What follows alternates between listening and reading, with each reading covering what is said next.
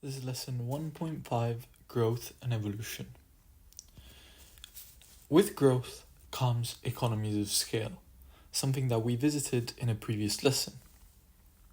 Economies of scale states that when output increases, average cost decreases. So obviously, the more products you make, the less each of them is going to cost. That is the primary benefit of growth. And you must remember to apply that in every growth question. You can have economies of scale, which is when output increases, average cost decreases, and you can have diseconomies of scale, which is the opposite. So when output increases, average cost actually increases as well.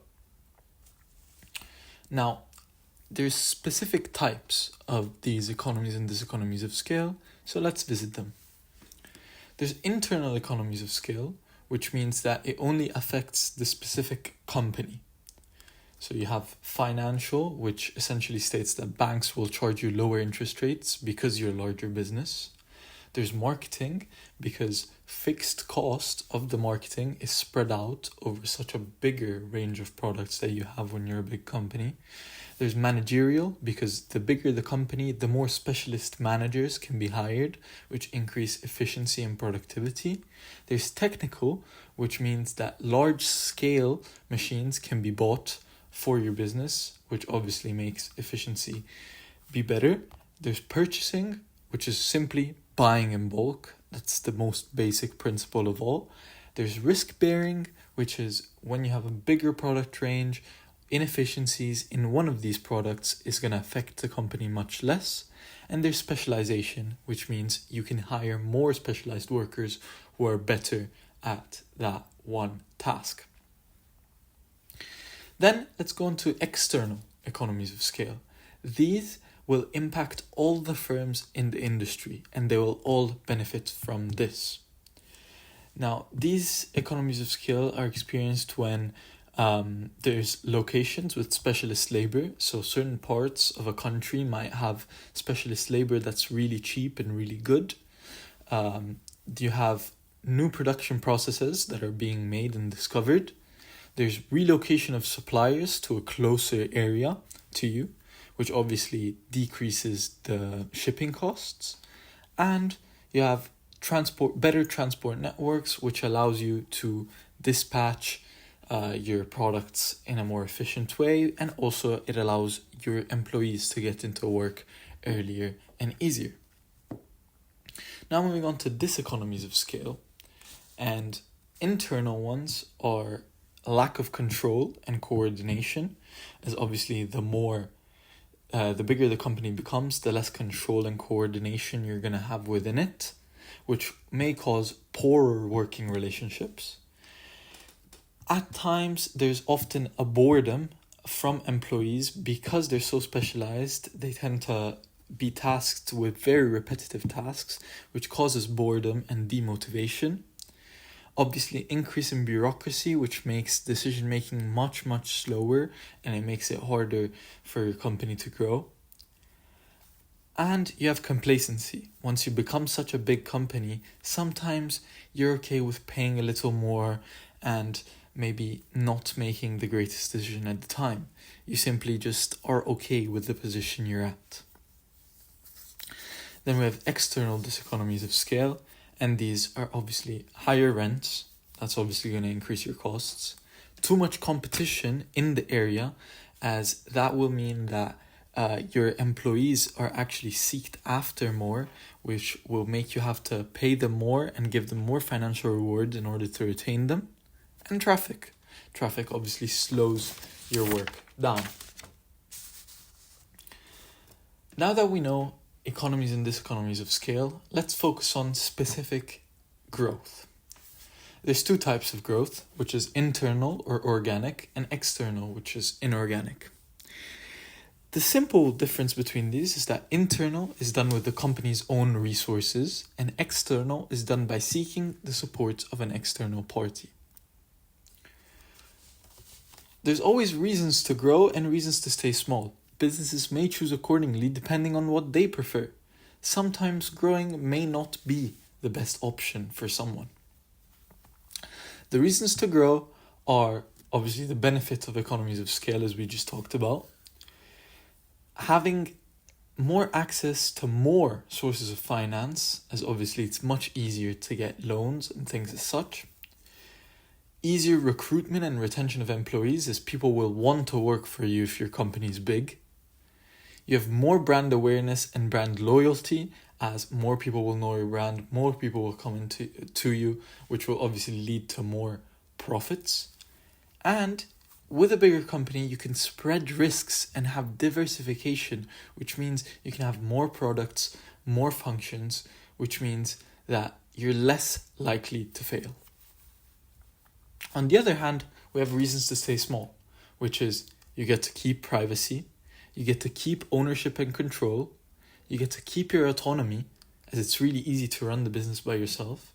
You get to have personalized services for niche markets. Sometimes you may not want to go for a bigger target audience. And a business is very much easy to maintain, and you won't have to put in that extra work. In the IB, you're required to learn the different types of external growth methods. Internal growth methods are much simpler, and they will be covered in the Ansof's matrix section, which is one of the key business tools. So if you're looking for internal growth, that's where you should look for. Whereas external growth methods we will cover in today's lesson. The first of such is mergers and acquisitions. They are slightly different, but very similar. Acquisitions is when one company buys majority stake in another with the other company's permission. So it's an agreement. Whereas mergers is the same thing as acquisitions, just that these two companies then agree to become one singular business entity and legal entity. There's 3 different types of mergers, and that's horizontal, which is when 2 companies within the same industry decide to merge. There's vertical, which is when 2 companies at different stages of production decide to merge. So let's say a factory merges with a manufacturer. And there's conglomerate merger, which is when 2 companies in completely different industries decide to merge. And that's when diversification takes place. Then there's takeovers. Takeovers is a type of acquisition which is the same, just that you're buying majority stake in another company against the wishes of the other person's owners. This is done with public limited companies specifically. All these 3 categories fall under the same advantages and disadvantages. So the primary advantage is that it's an extremely quick method of growth. You get to experience economies of scale. You get to share resources with mergers and acquisitions. You share all the expertise and skill between the companies that come together. You gain market power and market share. And you get to diversify, as we mentioned before. Whereas the disadvantages are that it's probably the most expensive growth method. You have lots of turnover and redundancies, which obviously causes you to let go of a lot of workers. You unsettle a lot of shareholders, which causes conflict. There's a huge class in corporate culture. Sometimes the companies coming together may not act in the same way. You lose some customer loyalty, as customers may only be loyal to a certain company, not the one that buys into it. And it cannot be reversed. It's a very one-way growth. Therefore, you have to stick with the consequences that happen. Then we have joint ventures. Joint ventures are when 2 or more organizations agree to create a new 3rd business entity. The advantages of this is that it can be dissolved without compromising the operations of the 2 original father companies. You get to combine the expertise of the 2 companies and combine the skills and everything. You can put those all together, and you do not lose individual corporate identity. Whereas the disadvantages are that there's obviously a lot of possibility for conflicts and disagreements between the 2, which makes decision making much slower. And you have to share profit with the other company. Strategic alliances, on the other hand, are very similar. However, it's when two companies or more create a project rather than a third business entity. Therefore, you don't have to set up another legal part. This type of alliance boosts cooperation and it benefits both companies. It increases flexibility and it's a very easy to terminate way of growth. Whereas disadvantages are that the members may not be too committed because obviously they're not actually legally bound. It's a very short-term way of growth, so it's not a very long-term idea. You're obviously viable to the other members' actions in the agreement. So let's say Spotify bonds with Apple, creates a strategic alliance. Apple is going to be responsible for Spotify's actions in the agreement. And there's obviously always potential for conflict. The last external growth method is franchising. Franchising is when a franchisor, which is a brand, sells their licensing rights to sell goods and services using the brand name and business model to another franchisee. After that, royalty fees must be paid in exchange from the franchisee to the franchisor. The advantages of this franchising method is that it's extremely fast. It's purely funded by franchisees, which means it's not very expensive for franchisors. Franchisees tend to be more motivated, therefore they put more work into this expansion. You get to add geographical regions. It usually has very high success rate. You increase brand recognition and loyalty because you add more locations and you show your brand in more places. There's lots of support and advice from the franchisor, which helps the franchisee grow himself. And you get to benefit of economies of scale right away. You don't have to grow a business from zero.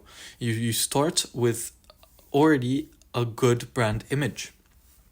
Whereas the disadvantages are that as the franchisor, your corporate image is at risk. You're bound to the action of the franchisee. If they mess up, you mess up. The two are correlated. A customer will see them as the same, which means that you must monitor the operations of these businesses. As well as that, for the franchisees, buying a license is extremely expensive. There's millions of dollars going to these further companies, and obviously that can cause you to fail quite quickly if the money doesn't come in right away. As well as that, as a franchisee, you're constrained by the brand. You have essentially no decision making. You need to act within the business model, and you cannot change anything without the agreement of the father company. Thank you very much for listening.